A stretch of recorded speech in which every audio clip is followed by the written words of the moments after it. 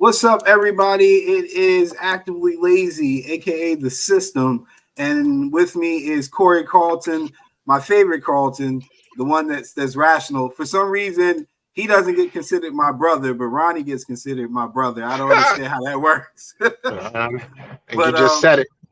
yeah, look, we throwing people for a loop here because we set it for 9 o'clock. We started at 8:30. Usually we set it for a time when we're late, so we throwing it for Ooh, a we loop.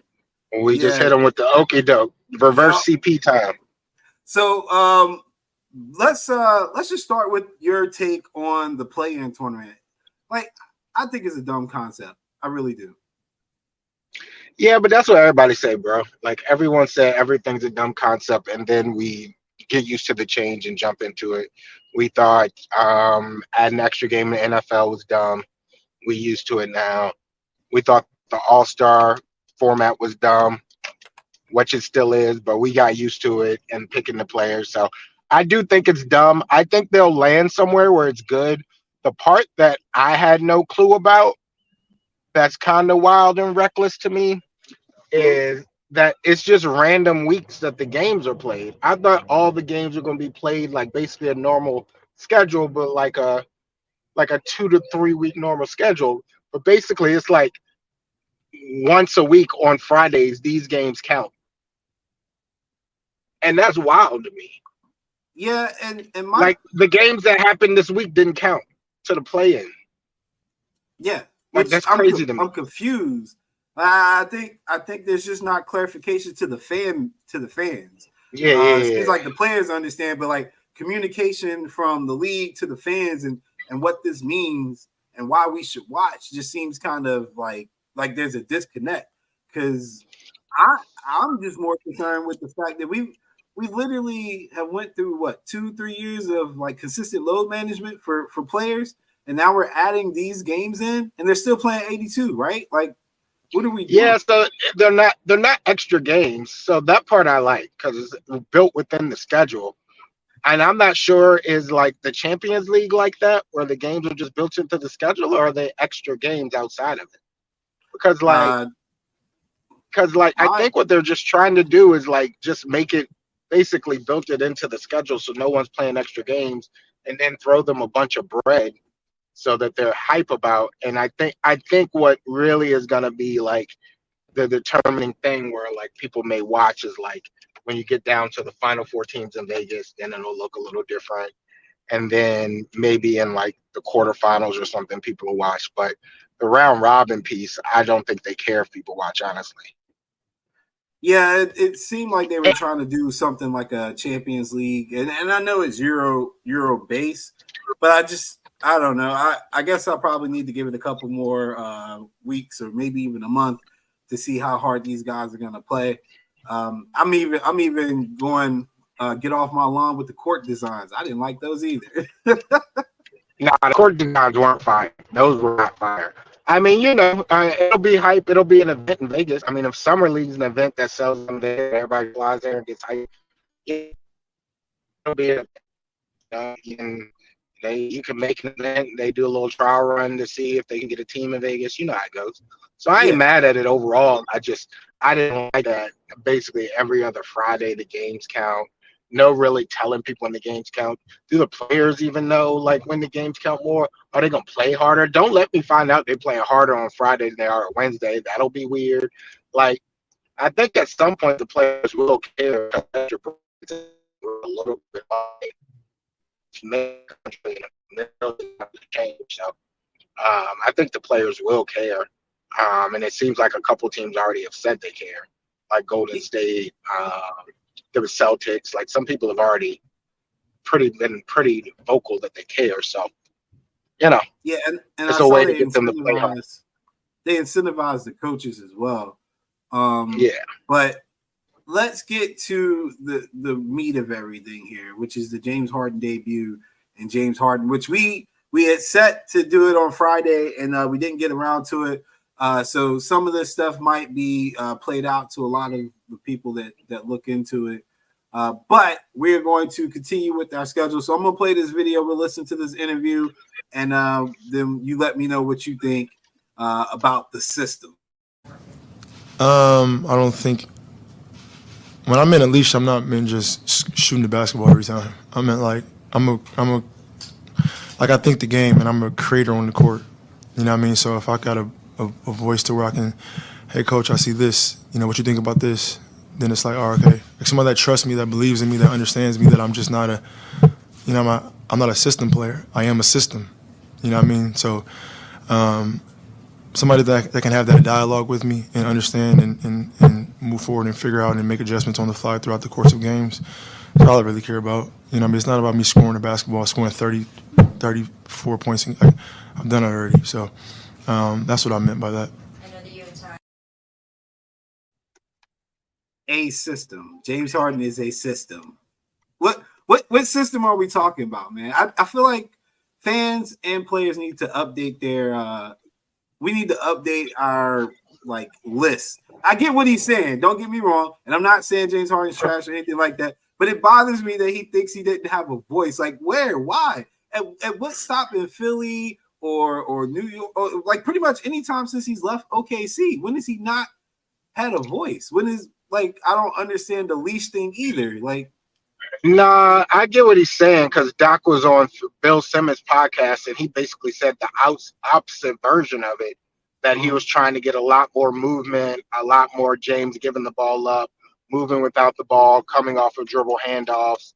Like basically, I mean, this is like an extreme example, but basically kind of using him like they use JJ Redick, like playing through Embiid in the high post, James Harden coming off the dribble handoff, and that being the action as opposed to James Harden doing like traditional pick and rolls that he's used to and playing more how you see Luka.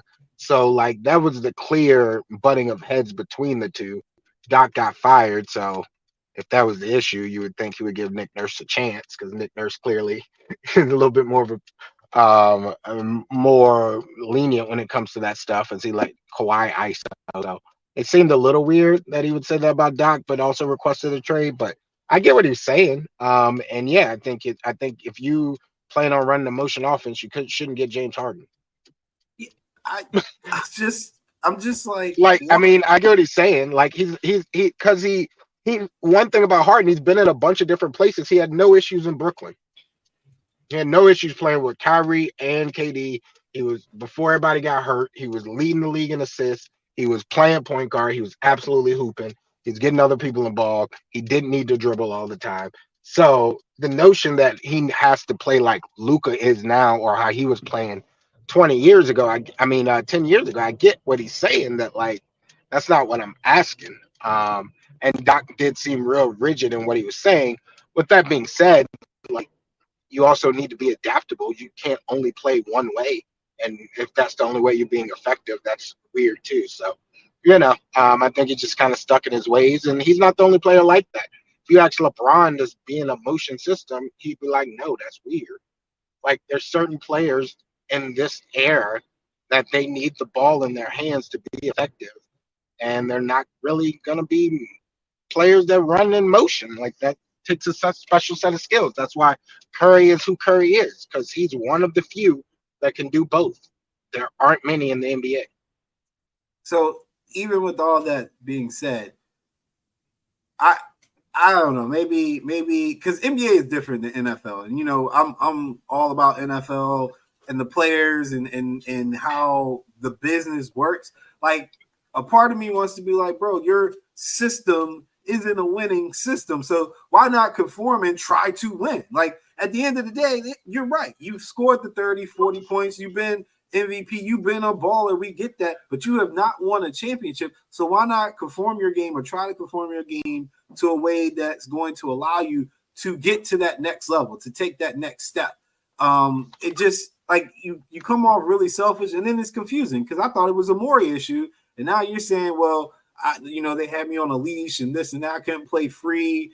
And honestly, just based off how the 76ers kind of reacted after he was traded, they seemed relieved. Like, dude's just like, whatever, man, go. Which is what the Rockets kind of had when they sent them to the Nets, too. Like, whatever, bro, just go. Like, at some point, it has to be a Harden thing. Like, you got to look inward if you're James Harden. Why am I not a champion? Because money's not really what you're looking for real, because you're set. And as far as how you get used, it's not a winning way.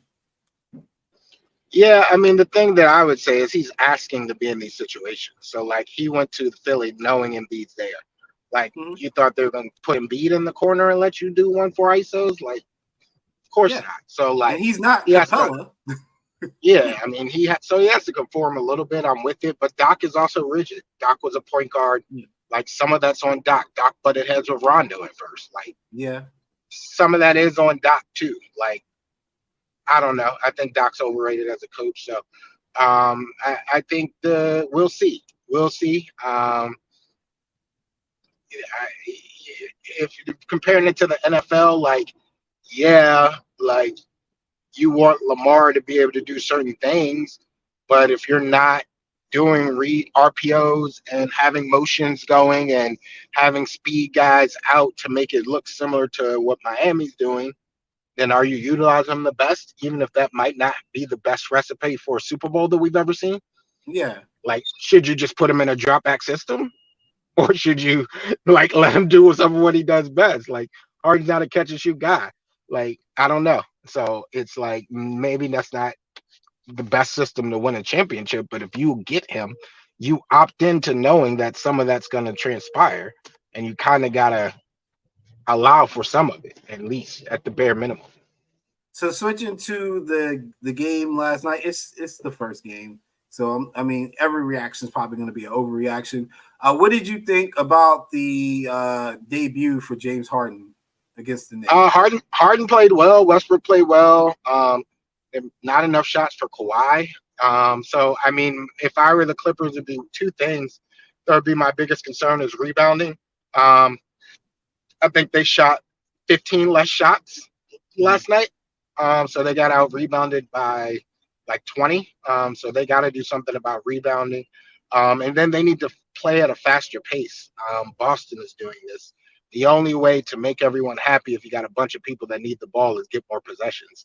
And so if you're getting out rebounded and you're walking the ball up the court, you're going to get a short amount of possessions. And PG is not going to be happy with 11 shots a game. And Harden's not going to be happy with 9. Like, that's just not going to work. So you got to get more possessions. You got to rebound and push the ball so you can get more possessions and keep everybody happy for the time being. But offensively, it didn't look broken. They looked fine. Can they do that with Kawhi? Has Kawhi ever played in I guess the Raptors? No, they didn't really run that fast when he was there. No, but you don't have to do it for Kawhi, right? Like, it's got to be Westbrook and PG running and hopefully Harden running and just pushing the envelope. I mean, Kawhi can get his in the half court. Like, there's no issue with that. It's got to be the other guys getting PG quick looks, early looks, and even hitting Kawhi on secondary transition. If Russ pushes the ball, Kawhi's the trailer, you can get a quick look. It's more about getting plays and shots between 18 and 12 in the shot clock as opposed to under 12.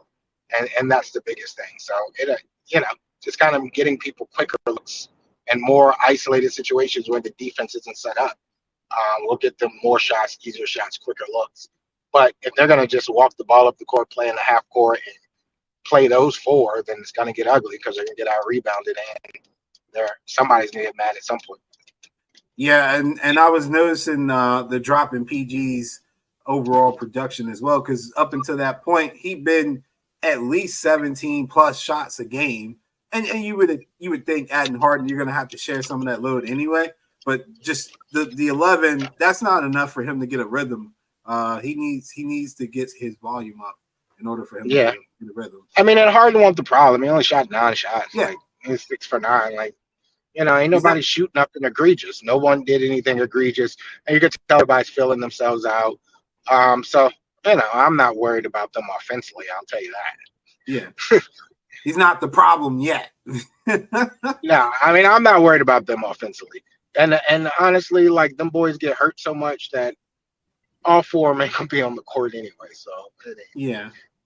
So we shouldn't have to talk about this, but it made TNT, so it's got to be addressed. Wemby is Bol Bol, apparently. We keep hearing this. Somebody in our group infamously said this, and then Shaq kind of doubled down on it. Here's Shaq on TNT. Reggie a little bit. He talks about he's never seen a guy like Wemby. Yes, you have. His name is Bol Bol. You think Bol Wemby, Bol? Let me finish my point. They both black or something? No, let me finish my point. Wemby is just way more consistent than Bol Bol, but Bol Bol is the first I 7 foot first of all, that we see with Harden. Yes, it is. First of all, that's no. That's not true. Wemby is way more consistent than Bol Bol. He's only played 3 games. No, he's talking about over his French league and all that. Are you that comparing Wemby to Bol Bol? Bol Bol is the first 7'4" guy that we've seen come out with the handle, shoot the threes. Yes, y'all acting like y'all ain't never seen a guy like that before. Bol Bol's the first guy. That's all I'm saying. I'm gonna stop it there, just because at one point he was like Ernie and Kenny agreed, and Ernie was like, "Yeah," which I thought was funny. But I'm kind of with Chuck. Like, what are we comparing here? What are we comparing?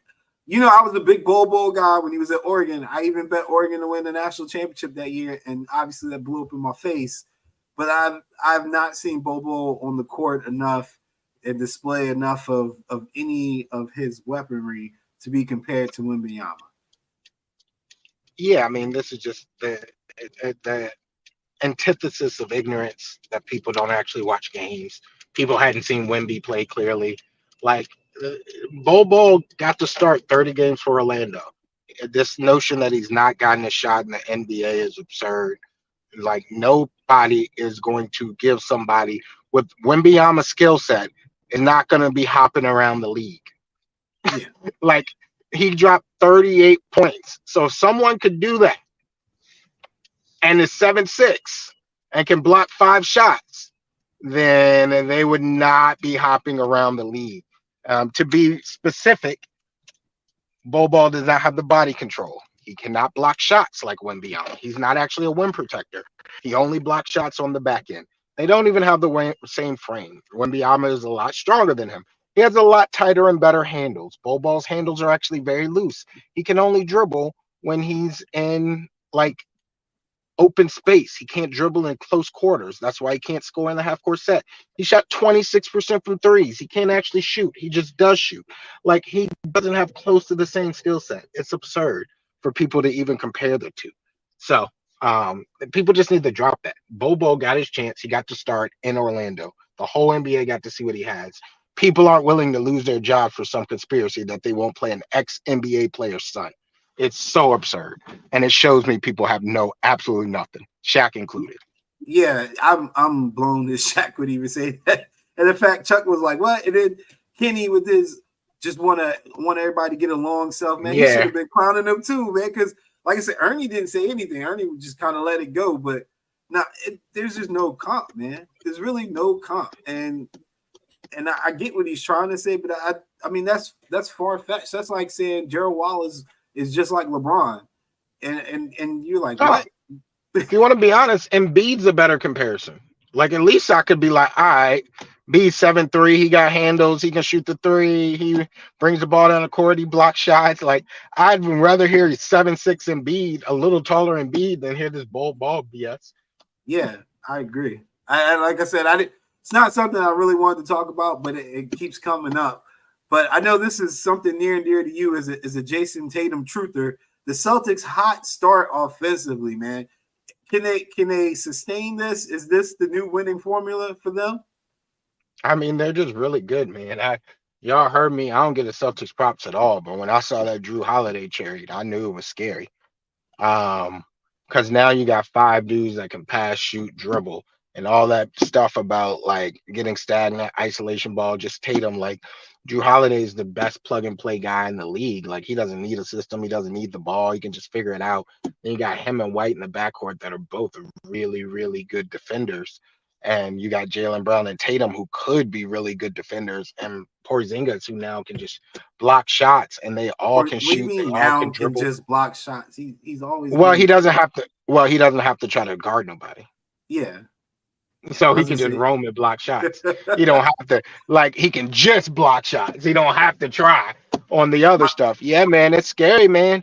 Because, like, as bad as Brown is, in my opinion, for the money he got, if he's your 3rd, 4th best scorer, you got to put your 3rd, 4th best guy on him, then that's gonna get ugly. He don't need to dribble if it's left. Like you Yeah. can't scheme for it. Like, and then I mean, I'm not the biggest Tatum guy, but he can just play ISO and you can't double him. And I mean, it just gets ugly, man. They're good. They're real good. I don't see anybody in the East being able to give them any sort of shot in this year. Obviously, time will tell. Let's see them in the half court system. It's not exactly like Drew Holiday lights it up in the playoffs, so I'm not sure that fixes anything. We've seen how he shoots in the playoffs. But when it comes down to getting stops, like I can't see how they don't get a lot of stops in the playoff series. Yeah, and the main thing for them has always been leadership to me. Ever since they made that next step, like the games that they couldn't overcome in the playoffs with the Tatum and Brown combination has always kind of been a leadership thing to me. And it's not even a coaching thing. It's literally on the court leadership. Like who's going to take the shot, who's going to get the stop, who's going to step up. It always seems like they just trade off. Like Tatum looking at Brown like it's your turn. Brown's looking at Tatum like it's your turn. And then Marcus Smart just tries to do it because he's tired of watching. So they don't have that anymore. And I'm hoping that, they end up hitting that level of maturity that they can ascend to become champions, because it would be a terrible waste of a good 1-2 combination if they go through this and don't win a ship. And if I'm being honest, they should have beat the Warriors team for real. But they didn't. And you don't normally your window doesn't normally stay open that long. So I'm like, yo, you got to get it done in the next 2 years, because who knows what could happen. Somebody could blow out a knee, or you get another coaching scandal, for crying out loud, because they got lucky with that too. So they got to get it done. But you do got to salute. You got to salute Brad Stevens in the front office coming from Coach. I don't think Danny makes those two moves. Heck no. Danny would still be hoarding draft picks. Phoenix Suns. Did you know they were sponsored by the Red Cross? When your boy gonna play? When they gonna play, man? That's all I'm asking. When are they gonna? When is Bradley Beal going? Give me a number. Give me a number. Like 35, 40, 50. Oh yeah. I got 45 for Beal. Booker's gonna play 60 games. He's been hurt twice, and we a month in. He got a toe injury. Booker will play 65 games. It's a calf strain now. You act like Booker's historically got to miss time. Like the dude don't play 65 games. I'm acting like he's gotten real funny since he's been hanging around Durant with these injuries. He gonna play 65 games. And what happened when he did play? Like you focusing on the wrong things. He balled when he played. All right. That's all you need to worry about. What happened when he played? How many games you got to play to get your awards? What you got to play? I think it's 60. I think it's 64, 63, something like that. He gonna play more than that. He'll get there. Bill ain't gonna get there, bro. No, Bill's at 45. Bum of the week, which obviously bum of so far. I'm going with DeAndre Ayton. I don't like the dude. Basically, won his way out, came to Portland to be the guy, and he's not. There's nothing there. He's been really lame, and it ain't like he ain't getting the rock or he ain't getting touches. They giving him the ball. He just ain't doing nothing with it. I don't know what happened to him, but he's my bum of the week. I'm with that. My bum of the week. I gotta be honest. Damian Lillard. How you get traded for Drew Holiday and it's a downgrade? This guy, all this talk about how he been held down in Portland, yada yada yada yada yada yada. He come and he made Giannis look pedestrian. He got Giannis out there looking like Chet Holmgren. That's Giannis Antetokounmpo. That man was shooting 11, 12 shots. He over there hogging, dribbling a 1, 2, 3, 1, 2, 3 step back shot, and then not playing no D. You know what I do on DraftKings to make me a lot of money? I go and I see who Milwaukee playing. I play the opposing point guard. Foolproof strategy. We're back to that. It's been like that for 5 years, yo. Yeah, but you would think with Brook Lopez and Giannis behind him, he would have found it. Nope. You want to know another good strategy? Scroll right to the props, find the point guard that Milwaukee's playing, and take the over. Damian Lillard, bum of the week. He has made Milwaukee look pedestrian. He has made Giannis look pedestrian. How you make Giannis look pedestrian? Finally, he got it going yesterday. But let me see what Giannis averaging. See what Giannis averaging for the year. Bring up Giannis stats. Let me see Giannis stats. I'm getting very concerned based on what Tell me what Giannis averaging. All right, so far this season, he's averaging 32.5 minutes a game. He's got 26 points, 9 rebounds, 3 assists on 54% shooting for field goal, 29% for 3 26 points a game, and he scored like 35 yesterday. The last time he probably scored 26 was like 4 or 5 years ago. He had a very Luka work rate. No, before this. How Damian not opening the court for him? It's supposed to be easier. It's supposed to be. It's supposed to be, man. I can't even argue with that though. Even though Lillard, my guy, it ain't looking good. Because I saw the stat on how bad the defense is right now, and I was like, God, this dude. And it's definitely him. The addition of him, like that's crazy. That one person can do that. So, goat of the week. Who you got for your goat of the week? That man, Anthony Edwards. He took on Boston Dolo, took him to overtime, and got the W to make sure that they ain't start no little streak, and I ain't got to hear them compared to the Heat and the Lakers. So, he's and the Bulls. He took on them Dolo. Took him to overtime. I mean, I like Ant-Man. I thought he was going to get off to a slight better start than he did. I think I have unrealistic expectations for him. I was expecting him to average probably 28, 30 points a game this year. But yeah, you got to give props to him. And Minnesota's actually not that bad. People were down on them with the Twin Towers, but they're not that bad this year. I think they'll be in the running for 4, 5, 6 seed, not a play-in game, but Anthony Edwards had to punk them boys. Salute to him. I still don't like their starting five. Me either. I can't stand it, but it's working. I gotta give it to my new favorite white ball player. That's Jokic, man. That's my guy now. if I can get rid of Luka, if I can get him to erase all the Luka talk, then I'm for it. And then he trolled him after he beat him. When they asked him what was his favorite part of playing Luka, he was like beating him. That's my guy now. That's my guy. You know, I am sorry for taking so long to come around. You ain't hear him dish your boy? I don't care anymore because Jokic is my guy. He can diss everybody. No, you ain't hear him dish your other boy. I know I heard him diss my boy Chet. That's fine. We will address that later. Leave my man alone. I'm just happy to see Chet playing, man. I'm like, let him get Chet healthy, hooping. bro. Chet hooping, man. Chet hooping. He balling. He hooping. But I really thought he would come in a little lazier than what he is Jokic, but he's been fine. Like nothing's changed. I mean, he always fat. So like he play fat. It ain't like he got to get in shape. He play fat. Yeah, nothing's changed. But I will never forget. And if we could go back in time like 7 years ago, we were the only 3-4 people up betting on West Coast games. If you'd have told me this dude would have been MVP and won a championship as the guy, I'd have laughed at you. Like he couldn't play 25 minutes a game. He had Nurkic was starting over him, bro. Yeah, it's crazy. Like at one point they were thinking like, yo, we should keep Nurkic and we should get and trade. Yeah. It's one of the funniest turnarounds, man. It's like people don't even like think about how far he's come as a player. But they're off to a pretty good start for a team that you would expect to have a hangover. Yeah, man. Murray hurt already. You want to talk about injuries? My boy Michael Porter hooping. Yeah, until he get hurt with his bad back. Hey, man, get it while you can.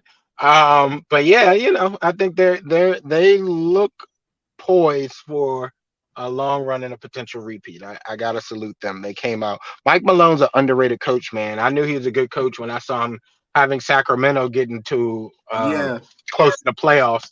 And they fired him for no reason. And then they fired him for no reason. Yeah. Well, I knew he was a good coach then. So salute to Mike Malone. I think he's one of the most underrated coaches in the NBA. I would definitely have him in the top 3 right now. For sure. And then I guess we can end there and let everybody know. Be on the lookout tomorrow for the Team Light Skin versus Team Nickel parlay. Team Light Skin is up 2-0, I think. They hit. The team Yo, light skin part. why- There's way too many nice. It's way I ain't too gonna many lie, nice I was light gonna skinned say dudes that. to choose from. Yeah, I was like, yo, I probably need to change this around or something because there was one set of games I was looking at, and all the plays I was gonna play was light skinned. And there's too many to choose from, bro. You got Trey, LaMelo, Booker. I'm gonna be stuck with LeBron and Ant. Fact. Go to the well. But we'll be back probably next week or so. We'll try to get a little bit more interactive. I am going to look into doing like some live commentary for a game or something just to let people be interactive. We'll stream a game or something that people want to see that's not on TV, and maybe end up doing it over this next week because we got some terrible primetime NFL games. So Terrible. Yeah, it might be time to test run that NBA or even a college basketball game. Yeah, well, I'm down. Let's run it. All right.